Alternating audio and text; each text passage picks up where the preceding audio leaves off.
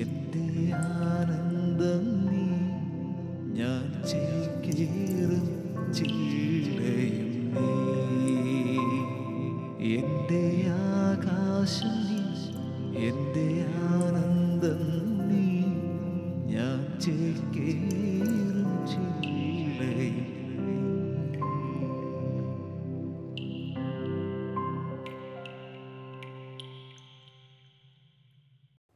സ്നേഹം നിറഞ്ഞ Shalom T V പ്രേക്ഷകരെ, പളുങ്കടലിൻ്റെ ധാരാളം എപ്പിസോഡ് ഒന്നുകൂടി സ്നേഹം നിറഞ്ഞ ഷാലോം ടി വി പ്രേക്ഷകരെ, വീണ്ടും നമ്മൾ പളുങ്കടലിലെ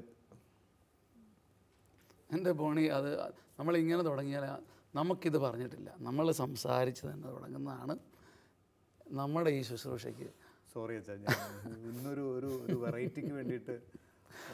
ഇനിയിപ്പോൾ അങ്ങനെ തുടങ്ങിയാൽ പളുന്നായി പോത്തേ ഉള്ളൂ. അത് നമ്മൾ ഹൃദയം തുറന്ന് തുടങ്ങിയാൽ നേരെ ഞാൻ പറഞ്ഞത് മുറിവായോ? മുറിവൊന്നും ആയില്ല അച്ഛാ. ഒന്നാമത് ശിരസ് മുതൽ പാദം വരെ മുറിവുകളില്ലാത്തൊരു സ്ഥലം എനിക്കില്ല. അല്ല, മുറിവായോ എന്ന് ഞാൻ ചോദിക്കുകയായിരുന്നു. എന്തായാലും അച്ഛൻ ശിരസ് മുതൽ പാദം വരെ എന്ന് പറഞ്ഞപ്പോൾ അച്ഛൻ്റെ ഒരു പാട്ട് ഞാൻ ഓർത്തു. അതാ പോണി. തിരുവിലാവിൽ നിന്നൊഴുകും തിരിച്ചോരത്തുള്ളിയാൽ എന്നെ നീ കഴുകണമേ എന്ന്. പല ആരാധനയുടെയും പല പ്രാർത്ഥനകളുടെയും സമയത്ത് ഒരു ശുദ്ധി വന്ന അനുഭവം നൽകിയിട്ടുള്ള പാട്ടാണത്. നമ്മൾ ഈ ചെളിയിൽ കുളിച്ച് നിൽക്കുമ്പോൾ ഒന്ന് കുളിച്ച് വരാൻ നേരത്ത് നമുക്കുണ്ടാകുന്ന ഒരു ഫ്രഷ്നെസ് ഉണ്ടല്ലോ. ഓരോ ആരാധന സമയത്തും ആ പാട്ട് പാടി പ്രാർത്ഥിക്കുമ്പോൾ അങ്ങനെ അനുഭവം പല സമയങ്ങളിൽ എനിക്കുണ്ടായിട്ടുണ്ട്. അപ്പോൾ നമുക്ക് ആ പാട്ടിലൂടെ തന്നെ ഈ പ്രാവശ്യത്തെ പളുങ്കടലിൻ്റെ എപ്പിസോഡ് ആരംഭിക്കാം. ശിരസ്സു മുതൽ പാദം വരെയും മുറിവുകൾ, ഇല്ലാത്തൊരിടവും ഇല്ലെന്നറിയണമേ. അങ്ങെഴുന്നള്ളി വന്ന് ഒരു വാക്കു ചൊല്ലുമെങ്കിൽ സുഖമാകും. ഇതല്ലേ ആ പാട്ട്? അതെ അതെ അതെ. ഒത്തിരി നാളുകൾ ഞാനും ഇങ്ങനെ ഒന്നുകിൽ മുറിഞ്ഞ് തീരണം, അല്ലെങ്കിൽ കുതിച്ചു പൊങ്ങണം. ഈ ചോയ്സിൻ്റെ ഇടയ്ക്ക് പെട്ടപ്പം ഞെരിഞ്ഞ് എഴുതിയ പാട്ടായത്. അതാണ് അത്രയും അഭിഷേകം ആ പാട്ട്. ഒത്തിരി നാളെടുത്ത് കമ്പോസ് ചെയ്ത് തീർത്ത ഒരു പാട്ടാണ്. വേദനയുടെ നടുവിൽ അപ്പോൾ നടുവിൽ തന്നെ ഇരുന്ന് എഴുതിയത്. അപ്പോൾ അതിൻ്റെ പക്ഷേ സമയമെടുത്തിട്ടുണ്ട്. ഈ പാട്ട് പൂർത്തിയാക്കാൻ സമയമെടുത്തിട്ടുണ്ട്. ഇങ്ങനെ ട്യൂൺ ഒരുമിച്ച് വരിക ഇച്ചിരി സമയമെടുത്തിട്ടുണ്ട് ഈ പാട്ട് അങ്ങനെ പടപടാന്ന് പൂർത്തീകരിച്ചതല്ല. പലപ്പോഴായിട്ട് ഇരുന്ന് എഴുതി ചിന്തിച്ചിരുന്ന് ആണ് വരിയൊക്കെ എഴുതിയിരിക്കുന്നത്. ഒരു ഓട്ടോബയോഗ്രഫി പോലെ എഴുതിയിരിക്കുന്നതാണ് പാട്ടിൻ്റെ വരികൾ. ആണല്ലേ? അങ്ങനെയാണെങ്കിൽ ആ വരികളെല്ലാം കേൾക്കാനായിട്ട് ആകാംക്ഷയായി. തിരുവിലാവിൽ. പക്ഷെ അത് എൻ്റെ ഒരു ഓട്ടോബയോഗ്രഫി എന്നതിനേക്കാൾ ശരിക്കും പറഞ്ഞാൽ അനേകരുടെ മുറിവുകൾ, നമ്മളുണ്ടാക്കിയ മുറിവുകളുണ്ട്. നമുക്കുണ്ടാക്കിയ മുറിവുകൾ. അപ്പോൾ ഞാൻ എൻ്റെ കയ്യെ വെട്ടിയാൽ ഉണ്ടാകുന്ന മുറിവ് ഉണ്ടാക്കിയെടുക്കുന്ന മുറിവാണ്. പക്ഷേ ഇപ്പം ഞാനിങ്ങനെ തൊഴിച്ചാൽ ഉണ്ടാകുന്ന മുറിവ് ബോണി ഉണ്ടാക്കിയതല്ല, ഞാൻ തന്നതാണ്.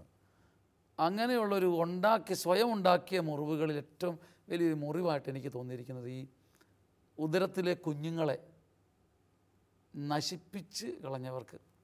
കാരണം എന്തുവാകാം, ഭർത്താവ് നിർബന്ധിച്ചു, സമ്മതിച്ചില്ല, അല്ലെങ്കിൽ ഒരു അപകടം ഡോക്ടർ പറഞ്ഞു, അമ്മായിയമ്മ എന്ത് ചെയ്താൽ ഇപ്പോൾ കുഞ്ഞുങ്ങളുണ്ടാകാൻ സമ്മതിക്കത്തില്ല.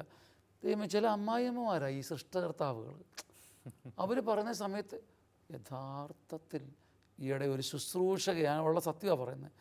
നമ്മുടെ കേരളത്തിൽ ശുശ്രൂഷ ചെയ്യുന്ന ഒരു ധ്യാന കേന്ദ്രത്തിലെ ശുശ്രൂഷകയായ ഒരമ്മയുടെ മരുമകൾ എൻ്റെ പള്ളിയിൽ ഒരു 3 മാസത്തിനുള്ളിൽ കരഞ്ഞുകൊണ്ട് പറയുക, ഇനിയെങ്ങാനും പെറ്റ് കിടന്നുണ്ടല്ലോ നിൻ്റെ പട്ടി വന്ന് നോക്കുന്നു, എൻ്റെ പട്ടി വന്ന് നോക്കുന്നു നിന്നെ. ഞാൻ ആ ഭാഷ അതുപോലെ പറഞ്ഞത്, നീ പ്രസവിച്ചേക്കരുത്, ഉണ്ടെങ്കിൽ പോയി കളഞ്ഞോണം. യഥാർത്ഥത്തിൽ ഞാൻ അത്ഭുതത്തോടെ ഓർത്തത്, ഞാൻ നമ്മൾ കുറ്റപ്പെടുത്തുകയല്ല, ഒരു ശുശ്രൂഷകയായൊരു അമ്മ തൻ്റെ മരുമകളോട് പറഞ്ഞതാ, ഇനിയെങ്ങാനും പെറ്റ് കിടന്നുണ്ടല്ലോ നോക്കാൻ വേറെ ആളെ തപ്പിക്കണമെന്ന്. അപ്പം അങ്ങനെ ഏതെങ്കിലുമൊക്കെ കാരണത്താൽ ഉദരത്തിൽ വെച്ച് കുഞ്ഞുങ്ങളെ നശിപ്പിച്ച ഒരുപാട് പേരുണ്ട്. ശരിക്കും പറഞ്ഞാൽ മക്കളില്ലെന്ന് പറഞ്ഞ് പ്രാർത്ഥിക്കുമ്പം ചിലപ്പോഴെങ്കിലും, എപ്പോഴും എന്ന് പറഞ്ഞാൽ തെറ്റാ, ഇവർ ഈ നല്ല കാലത്ത് മക്കളെ വേണ്ടെന്ന് വെച്ചു. ഭൂരിഭാഗം പേരും, എല്ലാവരും അല്ല അല്ലേ? അതാണ് നമുക്ക് ഒന്നും ജനറലൈസ് ചെയ്യുന്നത് ശരിയല്ല. കുറച്ച് പേരെങ്കിലും നല്ല സമയത്ത് സിംഗപ്പൂരും പോയി മലേഷ്യയും പോയി മുത്തിച്ചും മുപ്പിച്ചും കെട്ടിപ്പിടിച്ചും ഒക്കെ നടന്ന സന്തോഷം, നല്ല കാര്യം. പിന്നീട് മതിയെന്ന് മാറ്റിവെച്ചു. യൗവനകാലെ ജനിക്കുന്ന മക്കൾ യോദ്ധാവിൻ്റെ കയ്യിലെ അസ്ത്രങ്ങളാണ്. 127 സങ്കീർത്തനം അവർ മറന്നുപോയി. പട്ടണവാതുക്കൾ നിന്ന് ശത്രുക്കളോട് പടപൊരുതുമ്പം നീ പരാജയപ്പെടില്ല. യൗവനകാലത്ത് കുഞ്ഞുങ്ങൾ ജനിക്കണം. യോദ്ധാവിൻ്റെ കയ്യിലെ അസ്ത്രങ്ങൾ അവരെ നിരത്തി അങ്ങോട്ട് നിർത്തിയാണല്ലോ. പിന്നീട് ഒരാളും ചോദിക്കാൻ പറ്റില്ല എന്താണെന്ന് ചോദിച്ചാൽ ഏതാണെന്ന് ചോദിക്കാൻ ഒരു പടയല്ലേ ഇറങ്ങി വരുന്നത്, അങ്ങോട്ട് ഒരു പടയെ ഇറങ്ങി വരുന്നത്. അപ്പം ഗർഭഛിദ്രം നടത്തിയ ഒരുപാട് മനുഷ്യർ കുറ്റബോധത്താൽ ഉരുകുന്നുണ്ട്. അതെ, അത് ഈ ചെയ്യുന്നത് വരെയും അവർ ചിന്തിക്കില്ല. അത് കഴിയുമ്പോൾ അച്ഛൻ പറഞ്ഞ പോലെ കുറ്റബോധം അവർ വേട്ടയാടുക. ബൈബിളിൽ പറയുന്നില്ലേ, അമ്മയ്ക്ക് കുഞ്ഞിനെ മറക്കാനാവുമോ? മറക്കാൻ പാടാം. അപ്പോൾ മറന്നാൽ, അതായത് ഈ ഗർഭഛിദ്രം കഴിയുമ്പം ഒരുപക്ഷെ ഈ ഓർമ്മ മറക്കാൻ പറ്റത്തില്ല. അതുകൊണ്ട് ഒരു കുഞ്ഞിനെ ചിലപ്പോൾ ഒരു 3 മാസത്തിലായിരിക്കും കൊന്നിരിക്കുന്നത്. അമ്മയ്ക്കിത് മറക്കാൻ പറ്റത്തില്ല. ഇതിങ്ങനെ അവളെ ഹോണ്ട് ചെയ്തുകൊണ്ടിരിക്കും. അച്ഛൻ ഇങ്ങനെ ഈ പാപത്തിലായിപ്പോയി കഴിഞ്ഞാൽ ഈ കുമ്പസാരത്തിലൂടെ അത് ഏറ്റുപറഞ്ഞാൽ അതെങ്ങനെയാണ് പാവമോചനത്തിൻ്റെ? എനിക്ക് കുറച്ചൊരു ഇത് സത്യം പറഞ്ഞാൽ നേരിട്ട് മെത്രാനോട് കുമ്പസാരിക്കണമെന്നാണ്. കാരണം സൃഷ്ടികർത്താവിൻ്റെ മുഖത്തിട്ട് അടിക്കുക. ഇത് അത്രയും ഗൗരവമായ ഒരു പാപമായിട്ട് നമ്മൾ, ദൈവം പാപത്തിൻ്റെ ഗൗരവം നോക്കുന്നില്ലെന്ന് പറയുമ്പോൾ ഏത് പാപവും ഗൗരവപ്പെട്ടത്. പക്ഷെ ഇത് കർത്താവ് ഇങ്ങനെ നേരിട്ട് അവഹേളിക്കരുത്. അവൻ്റെ ജീവനെ തന്നെ പിച്ചിക്കീറി താൻ ആരാടോ ദൈവമേ എന്ന് ചോദിക്കുക. പച്ചയ്ക്ക് പറഞ്ഞതാണ്. അപ്പം അതുകൊണ്ട് ഇത് പെട്ടെന്ന് മെത്രാനോട് ഏറ്റു പറയണം. അല്ലെങ്കിൽ പ്രത്യേക സംവിധാനങ്ങളാണ് സഭ നിയോഗിക്കുന്ന ആളുകൾ, പ്രത്യേക ധ്യാനാവസരങ്ങളിൽ. അങ്ങനെയൊക്കെയാണ് സഭ അതിനെ മാറ്റി നിർത്തിയിരിക്കുന്നത്. അപ്പോൾ സാധാരണ ഒരു അച്ഛനോട് അങ്ങനെ അത്രയും ഗൗരവത്തിൽ ഇതിനെ പറഞ്ഞ് പഠിപ്പിക്കുന്നതിൻ്റെ കാര്യം, ഇത് സാധാരണ ഇതിൽ അച്ഛൻ ഞാനൊരു ഗർഭഛിദ്രം നടത്തിയിട്ടുണ്ട് എന്ന് പറഞ്ഞ് തീരും. അതിന് ശരിക്കും മനുഷ്യൻ ഒരുങ്ങി പരിഹാരം ചെയ്യണം. തിരുവിലാവിൽ നിന്നൊഴുകും തിരുച്ചോര തുള്ളിയാൽ കഴുകേണമെന്നെ ഇന്നു പൊന്നു കർത്താവേ. നമുക്ക് ശരിക്കും പറഞ്ഞാൽ ഗർഭഛിദ്രം നടത്തിയിട്ടുള്ള ഒരു കോടാനുകോടി മക്കളുണ്ടാവാം. അവരെല്ലാം ഒന്ന് ഈ പാട്ടിലൂടെ സമർപ്പിക്കാം. തിരുവിലാവിൽ നിന്നൊഴുകും തിരുച്ചോര തുള്ളിയാൽ കഴുകേണമെന്നെ ഇന്നു പൊന്നു കർത്താവേ. ശിരസ്സു മുതൽ പാദം വരെയും മുറിവുകൾ ഇല്ലാത്തൊരിടവുമില്ലെന്നറിയണമേ. അങ്ങെഴുന്നള്ളി വന്ന് ഒരു വാക്കു ചൊല്ലുമെങ്കിൽ സുഖമാകും എൻ്റെ ഉള്ളം, വിശ്വസിപ്പു ഞാൻ.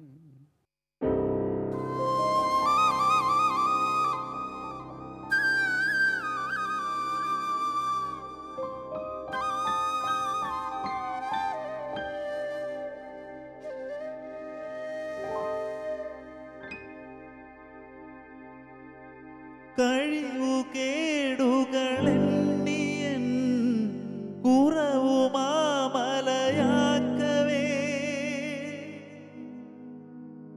കരളുനൊന്തു ശപിക്കുവാൻ ന്യായമില്ലെന്നു വഴിയെല്ലാം അടഞ്ഞ് നിരാശയിൽ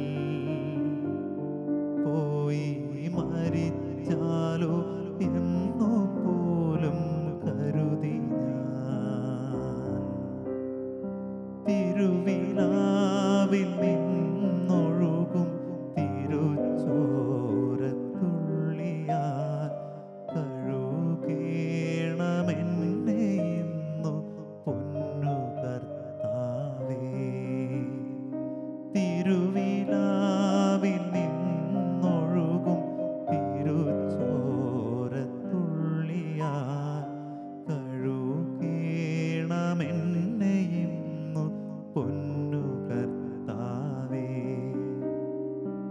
ശിരസ്സു മുതൽ പാദം വരെയും മുറിവുകൾ ഇല്ലാത്തൊരിടവുമില്ലെന്നറിയണമേ. അങ്ങെഴുന്നള്ളി വന്നു ഒരു വാക്കു ചൊല്ലുമെങ്കിൽ സുഖമാകുമെൻ്റെയുള്ളം വിശ്വസിപ്പൂ ഞാൻ.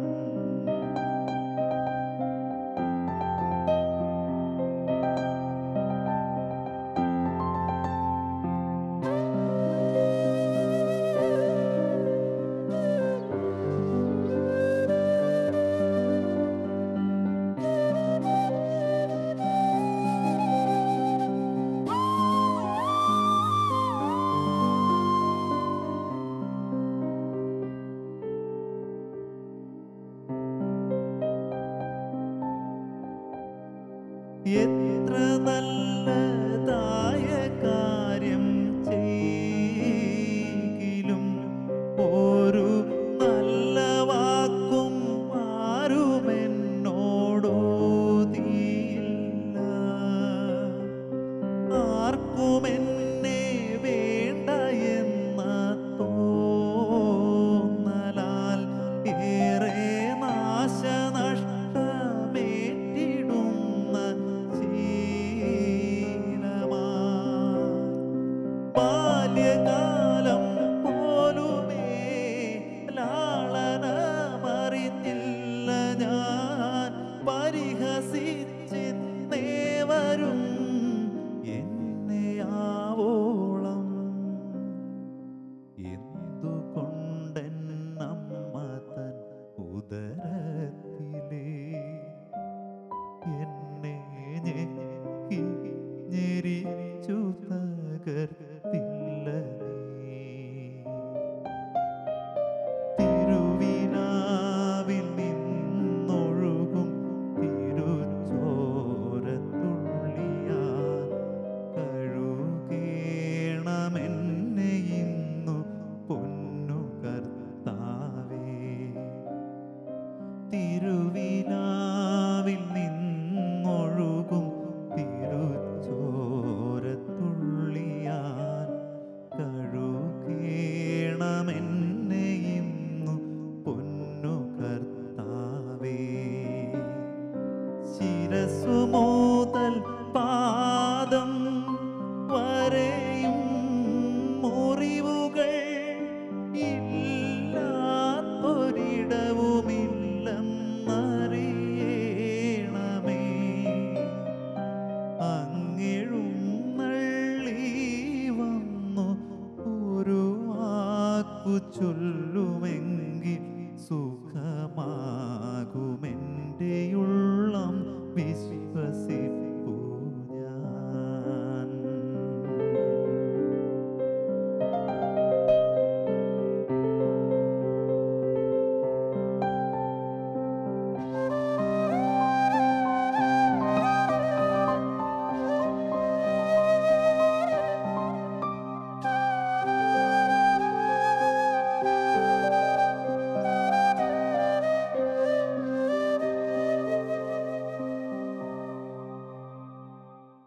ഈ അടുത്തിടയ്ക്ക് ഒരാൾ എന്നോടൊരു കൗൺസിലിങ്ങിൽ പറഞ്ഞാൽ ഞാൻ 3 അബോർഷൻ ചെയ്തു. ഞാൻ പെട്ടെന്ന് ഞെട്ടിപ്പോയി.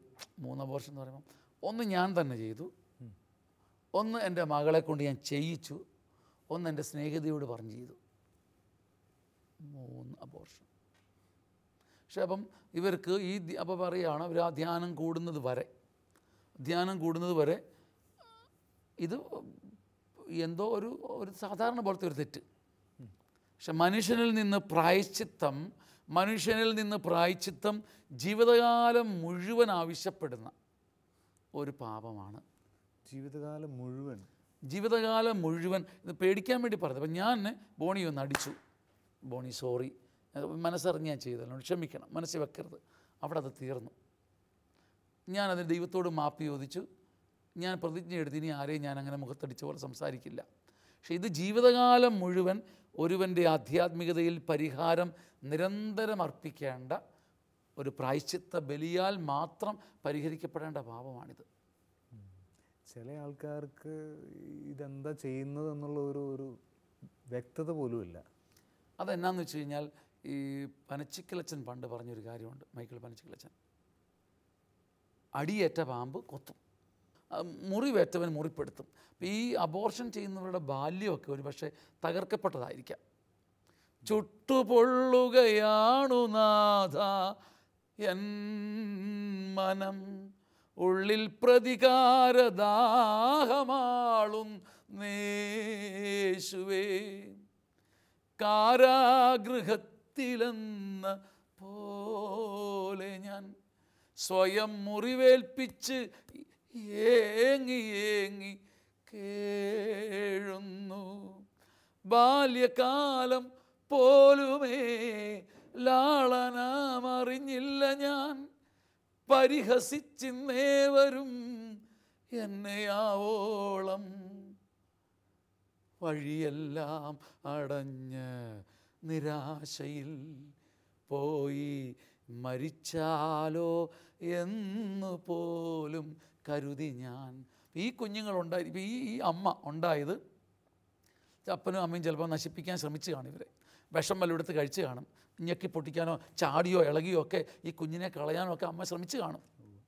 അപ്പം ഈ കുഞ്ഞ് മരണത്തിലേക്ക് ഒരു ഒരു ഒരു ഒരു ഒരു ഒരു ഇങ്ങനെ മുട്ടിയാണ് നിൽക്കുന്നത്. അപ്പം ഈ ചവിട്ടേറ്റ കുഞ്ഞ് പെട്ടെന്ന് അവൻ്റെ കുഞ്ഞിനെയും അവളുടെ കുഞ്ഞിനെയും നശിപ്പിക്കാം.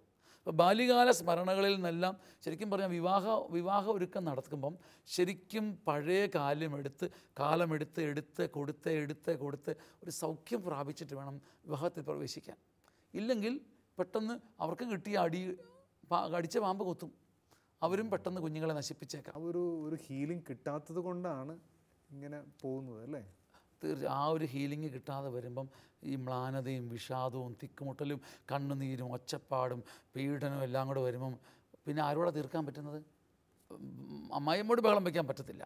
അവർ ഇൻകൊറിജിബിൾ, അസഹിക്കത്തില്ല. ഭർത്താവ് തക്കിടം കൊണ്ട് തന്നെ രാക്ഷസനാണ്. പിന്നെ ചെയ്യാവുന്ന കാര്യം ഈ രാക്ഷസൻ്റെ കയ്യിലോട്ട് ഒരു കുഞ്ഞിനോട് കൊടുക്കാൻ എനിക്ക് വയ്യ. ഇവർ രഹസ്യമായിട്ട് പോയിട്ട് ഇവളത് ചെയ്യും. ഇതിൻ്റെ ഗൗരവം എന്ന് പറഞ്ഞൊരു കാര്യം എന്നറിയാമോ? ഇതിൻ്റെ ഗൗരവം എന്ന് പറയുന്നത് ഇത് ഗർഭചിത്രം.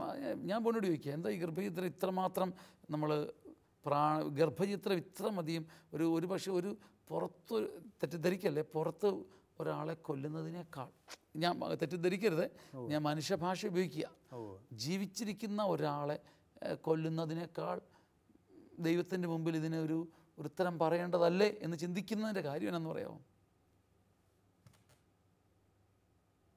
ഒരു ആലോചിക്കണ്ട. ഇപ്പോൾ ബോണിക്ക് ഞാൻ ഞെക്കി പിടിച്ചപ്പോഴത്തേക്ക് കരയാൻ പറ്റിയില്ലേ? ബോണിക്ക് കരയാൻ പറ്റിയില്ലേ? പക്ഷേ ഈ ദൈവം ഏറ്റവും അധികം സംരക്ഷണം കൊടുക്കുന്ന ഈ ഗർഭപാത്ര സ്വർഗത്തിൻ്റെ കൈയത്.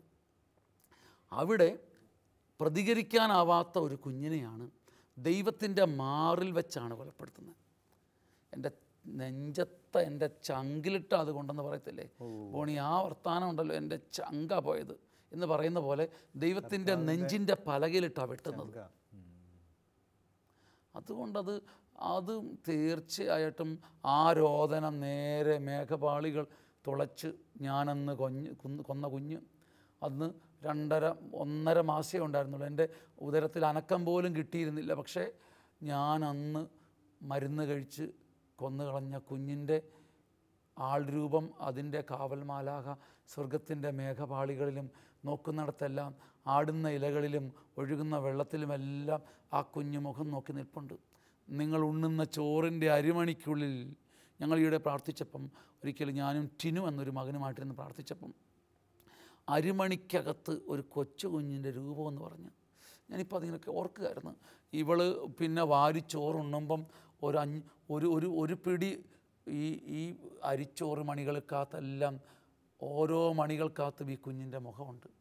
അവളത് ഇല്ല എന്നൊക്കെ ഉള്ളുകൊണ്ട് പറയുമെങ്കിലും അവൾ നോക്കുന്നിടത്തെല്ലാം ഇത്. കാരണം ദൈവം ഏറ്റവും സംരക്ഷിക്കേണ്ടിടത്തായിരുന്നു. ചിലപ്പോൾ ഒരു ശ്രമം, ഇത് മാത്രമല്ല എൻ്റെ ബോണി, ഈ ശ്രമം നടത്തിയിട്ട് ഫലപ്രാപ്തിയിലെത്താത്തവരുണ്ട്. ഇപ്പം ഞാൻ മരുന്ന് കഴിച്ചു, കുഞ്ഞ് മരിച്ചില്ല. അത് വളരെ ഭീകരമാണ്. ഈ ഭിത്തിയിലൊക്കെ പോയി ബഹളം, ശരീരമൊക്കെ ഇടിച്ച് നശിപ്പിക്കാൻ നോക്കി, കുഞ്ഞ് മരിച്ചില്ല, കുഞ്ഞ് ജനിച്ചിട്ടുണ്ട്. ഈ കുഞ്ഞ് ജീവിതകാലം മുഴുവൻ കരയും. അവനെ അല്ലെങ്കിൽ അവൾക്ക് ആത്മവിശ്വാസം കൊടുക്കാൻ ഈ അമ്മ അപ്പോഴും ജീവിതകാലം മുഴുവനും ശ്രമിക്കണം. നിങ്ങൾ അന്ന് ഒരൊറ്റ പ്രവൃത്തി കൊണ്ട് നശിപ്പിക്കാൻ നോക്കിയതാണ്, കുഞ്ഞ് ജനിച്ച് പുറത്തേക്ക് വന്നു. ഇന്ന് അവളെ കൊണ്ട് നിങ്ങളുടെ സ്വൈര്യം മുഴുവൻ കെടുകയാണ്. നിങ്ങൾക്ക് മാത്രം അതിൻ്റെ രഹസ്യം അറിയാം. ഇതാ കാര്യമൊന്ന്. ആരും അച്ഛാ ഇവളെപ്പോഴും ദേഷ്യം അച്ഛാ, എന്നോട് മാത്രം മല്ലടിക്കുക അച്ഛാ. നിങ്ങൾക്കറിയാം നിങ്ങളെന്തിനാ അച്ഛൻ്റെ അടുത്ത് വരുന്നത്? നിങ്ങൾക്കറിയാം അതിൻ്റെ കാര്യം. ഈ കുഞ്ഞിനെ, ഈ നിഷ്കളങ്കയായി സുന്ദരി കുഞ്ഞിനെ നിങ്ങൾ ഉദരത്തിൽ കശക്കാൻ ശ്രമിച്ചതാണ്. ഭാരപ്പെടാൻ പറയുകയല്ല, നിങ്ങൾ അവളെ നശിപ്പിക്കാൻ. ഇന്ന് നിങ്ങളുടെ കുഞ്ഞുങ്ങളിൽ ഏറ്റവും മിടുക്കൻ ഇളയവനാണ്. എമ്മാനുവൽ എന്ന് പേര് വിട്ടിട്ടുണ്ട് നിങ്ങൾ. പക്ഷേ ഈ ദൈവപുത്രനെ നിങ്ങൾ നശിപ്പിക്കാൻ ശ്രമിച്ചതാണ്. ഇവൻ ജനിക്കാതിരിക്കാൻ നീയും നിങ്ങളും ഭർത്താവും തമ്മിൽ വാക്കേറ്റം, അടി ഇടി മല്ല, നിങ്ങളുടെ തല പോയി ഭിത്തിയിലിടിച്ചു, കുഞ്ഞ് ജനിച്ചു. പക്ഷേ കുഞ്ഞിൻ്റെ പേര് ഇതാണെങ്കിലും കുഞ്ഞിന്ന് നിങ്ങൾക്ക് ഒരു കീറാമുട്ടി പ്രശ്നമാണ്. ജീവിതകാലം മുഴുവൻ അവനെ തിരിച്ച് ആശീർവദിക്കണം. അവൻ വളർന്നു വരുമ്പോഴുണ്ടല്ലോ, എത്ര നല്ലതായ കാര്യം ചെയ്യിലും ഒരു നല്ല വാക്കും ആരുമെന്നോടോതിയില്ല എന്ന ചിന്ത വരും. കാരണം എത്ര കൊടുത്താലും അവന് തികയത്തില്ല. ആർക്കും എന്നെ വേണ്ട എന്ന് തോന്നലാൽ ഏറെ നാശനഷ്ടം ഏറ്റിടുന്ന ശീലം കിട്ടുന്നെല്ലാം വലിച്ചവൻ എറിയും, പൊട്ടിക്കും, തകർന്നു പോകും. ബാല്യകാലം പോലുമേ ലാളനമറിഞ്ഞില്ല ഞാൻ. അങ്ങനെ അറിയാനാ? ഈ പണ്ടാരം ജനിക്കാതിരുന്നെന്നൊക്കെ അമ്മ പറഞ്ഞിട്ടുണ്ട്. എന്നെ തന്നെ പണ്ടാരം എന്ന് വിളിച്ച ആളെ അമ്മ എന്നെങ്ങനെ നിറഞ്ഞു വിളിക്കും? ബുദ്ധിമുട്ടായിരിക്കും. എങ്ങനെ അമ്മയിലൂടെ മറിയത്തെ കാണുമ്പോൾ അവന് മരിയ ഭക്തി എങ്ങനെ കിട്ടും? കിട്ടത്തില്ല. എന്തുകൊണ്ടെന്നമ്മതൻ ഉദരത്തിലെ, ആ കുഞ്ഞ് ചോദിക്കുന്ന ചോദ്യവാ, എന്തുകൊണ്ടെന്നമ്മതൻ ഉദരത്തിലെ എന്നെ ഞെക്കി, എന്നൊക്കെ നശിപ്പിച്ച് കളയാമായിരുന്നില്ലേ? എന്നെ ഞെക്കി ഞെരിച്ചു കളഞ്ഞില്ല നീ. അത്രയ്ക്കും ഡൗൺ ലുക്ക്, അവനൊരു അപകർഷതയുള്ള കരയുന്ന വിഷാദപ്രകൃതനായി പോകാം. അപ്പോൾ അതുകൊണ്ട് ശരിക്കും പറഞ്ഞാൽ ഈ പാട്ട് ഇന്ന് നമ്മൾ ഏതെങ്കിലും കാരണത്താൽ കുഞ്ഞുങ്ങളെ നശിപ്പിക്കാൻ ശ്രമിച്ച, അതിൻ്റെ പാപഭാരം പേറുന്ന, നശിപ്പിക്കാൻ ശ്രമിച്ചിട്ടും കുഞ്ഞുങ്ങൾ ജനിച്ച കുഞ്ഞുങ്ങളെ കൊണ്ട് തോറ്റ് തുന്നം പാടി നിൽക്കുന്ന, പണ്ട് 18-46 വർഷങ്ങൾക്ക് മുമ്പ് ഗർഭഛിദ്രം ചെയ്തിട്ടും ഒന്നനങ്ങാൻ പോലും, എൻ്റെ അമ്മേ എന്നെ കൊല്ലല്ല അമ്മേ, ഞാൻ പാവമാണമ്മേ, ഞാൻ നിൻ്റെ മുത്തല്ലേ അമ്മേ, എൻ്റെ ചക്കരക്കുടവല്ലേ അമ്മേ എന്നെ മോനെ കുഞ്ഞെന്നൊന്ന് വിളിച്ച് എന്ന് ഉള്ളിലിരുന്ന് കരഞ്ഞ് പറഞ്ഞ കുഞ്ഞിൻ്റെ ശബ്ദം അവൾക്ക് കേൾക്കാൻ പറ്റിയില്ല. അമ്മേ നിൻ്റെ മുലപ്പാൽ കുടിക്കാൻ ഈ വാവയ്ക്ക് ആഗ്രഹമില്ലേ അമ്മേ? എന്നെ ചേട്ടായിയെപ്പോലെ എന്നെ അമ്മച്ചി എന്നെ മാറോട് ചേർത്തൊന്ന് പിടിക്കത്തില്ലേ അമ്മേ? എനിക്ക് കൊതിയില്ലേ അമ്മേ അമ്മയുടെ കൂടെ ഒന്ന് കെട്ടിപ്പിടിച്ചുറങ്ങാൻ? അമ്മയുടെ മുടിയൊക്കെ ഞാൻ വലിച്ച് പറിക്കും കേട്ടോ, എനിക്കിത് ഒത്തിരി ഉമ്മ തരും. ഇങ്ങനെയെല്ലാം പറഞ്ഞുകൊണ്ട് ഉള്ളിൽ കിടന്ന ദൈവസ്നേഹത്തിൻ്റെ ആ ബീജത്തെയാണ് കശക്കി എറിഞ്ഞ് കളഞ്ഞത്. അത് ദൈവത്തിൻ്റെ നെഞ്ചിലായതുകൊണ്ട് നിങ്ങൾ പ്രാർത്ഥിക്കണം. ബോണി ഞാനിങ്ങനെ അവസാനിപ്പിക്കുമ്പോൾ ഓർക്കുകയായിരുന്നു, ഈ ജീവിതകാലം മുഴുവൻ പരിഹാരം എന്ന് വെച്ചാൽ എന്താണെന്ന് ബോണിക്ക് ഒരു നിശ്ചയമുണ്ടോ? ഇല്ല അച്ഛൻ. എന്തെങ്കിലും ഞാൻ അച്ഛൻ പറഞ്ഞപ്പോൾ ഞാനിങ്ങനെ ഓർത്തു, എൻ്റെ മനസ്സിൽ വന്നത് ജീവൻ്റെ കാവൽക്കാരായിട്ട് പിന്നീട് നിലകൊള്ളണം എന്ന് വെച്ചാൽ ശരിയാ, ഉത്തരം ശരിയാ. അബോർഷനെതിരെ വീണ്ടും ശബ്ദിക്കണം, പ്രചരിപ്പിക്കണം. പറയാവുന്നിടത്ത് വിവേകമുള്ളിടത്ത്, അല്ലെങ്കിൽ കൃപയിൽ പൂർണ്ണമായി കഴിയുമ്പോൾ പറയണം. കൃപയിൽ പൂർണ്ണമായി കഴിയുമ്പം എനിക്ക് എൻ്റെ ഒരു പിഴവ് സംഭവിച്ചു, അത് കൃപയിൽ പൂർണ്ണമായി കഴിയുമ്പോൾ സെൽഫ് ഡിസ്ക്ലോഷർ നടത്താം. പിന്നെ അനാഥ കുഞ്ഞുങ്ങളെ ഏറ്റെടുക്കാം, ദരിദ്രരെ പോറ്റാൻ വേണ്ടി മുന്നോട്ടിറങ്ങാം, ജീവകാരുണ്യ പ്രവർത്തനത്തിൽ മുഴുവൻ ശ്രദ്ധയും കൊടുക്കണം. നിങ്ങൾക്ക് വേണ്ടിയുള്ള മിനിസ്ട്രി, പിന്നെ പൂർണ്ണമായി സ്വാധീനമില്ലാത്ത കുഞ്ഞുങ്ങൾക്ക് വേണ്ടിയിട്ടുള്ള ശുശ്രൂഷ, ബോണി ഇപ്പോൾ ചെയ്യുന്ന പോലെ കുഞ്ഞുങ്ങൾക്ക് വേണ്ടിയുള്ള നിരന്തര ശുശ്രൂഷ, കരുതൽ, ഇങ്ങനെ നിരന്തരമായ ഇതുവഴിക്ക് വേണം പാപത്തിന് പരിഹാരം ചെയ്യാനും. ഭൂമിയിൽ പിറക്കാതെ പോയ എല്ലാ കുഞ്ഞുങ്ങളും കുഞ്ഞിപ്പൈതങ്ങളായി ദൈവസന്നിധിയിലുണ്ടെന്ന് വിശ്വസിക്കുന്നു. കുഞ്ഞിപ്പൈതങ്ങളുടെ ഒരു വലിയ അഭിഷേകവും പ്രാർത്ഥനയും. കുഞ്ഞുനാളിൽ അപ്പൻ്റെയും അമ്മയുടെയും ക്രൂരത വഴി മരിച്ചുപോയവർക്ക് വേണ്ടി പ്രാർത്ഥിക്കുന്നു. ഈ മഹാഹീനകൃത്യത്തിന് അറിഞ്ഞോ അറിയാതെയോ കൂട്ടുനിൽക്കേണ്ടി വന്ന ഡോക്ടേഴ്സിന് വേണ്ടി പ്രാർത്ഥിക്കുന്നു. ജീവിത വരുമാനത്തിന് വേണ്ടി കത്രിക കൊണ്ടും മരുന്ന് കൊണ്ടും വലിച്ചും ട്യൂബ് കൊണ്ടും കുത്തിയും വലിച്ചും നശിപ്പിച്ച ജന്മങ്ങൾക്ക് കാവലാകേണ്ടിയിരുന്ന ഇവരുടെ വീഴ്ചകൾക്ക് വേണ്ടി ഞങ്ങൾ അയോഗ്യർ മാപ്പ് ചോദിക്കുന്നു. തമ്പുരാനെ, അബോർഷൻ തിയേറ്ററിൽ ജോലി ചെയ്യേണ്ടി വരുന്ന സിസ്റ്റേഴ്സ്, അതിനോടൊക്കെ കൃപയിലൊരു നോ പറയാനുള്ള ധൈര്യവും ദൈവം തുറക്കുന്ന പുതിയ വഴികൾ തേടിപ്പിടിക്കാനുള്ള ധീരതയും നൽകണമേ കർത്താവേ. വലിയ ശാസ്ത്രത്തിൻ്റെയും സയൻസിൻ്റെയും ഭാഷയിലൂടെ നശിപ്പിക്കുന്നതായിരിക്കും നല്ലത്, അല്ലാതെ പോകുമ്പോഴേ എന്നാ ഉള്ളത്. ഇങ്ങനെയൊക്കെ സതുപദേശത്തിൻ്റെ മാതൃകയിൽ തിന്മ പഠിപ്പിച്ചിട്ടുള്ളവരെ ഓർക്കുന്നു. ഗർഭചിത്രത്തിന് നേരിട്ടും അല്ലാതെയും കൂട്ടുന്ന എല്ലാവരുടെയും ഹൃദയങ്ങളെ തിരുവിലാവിൽ നിന്നൊഴുകും തിരിച്ചോരത്തുള്ളിയാൽ കഴുകേണമിപ്പോഴങ്ങ് പൊന്നു കർത്താവേ. എത്ര നല്ലതായ കാര്യം ചെയ്യിലും ഒരു നല്ല വാക്കും ആരുമെന്നോടോതിയില്ല.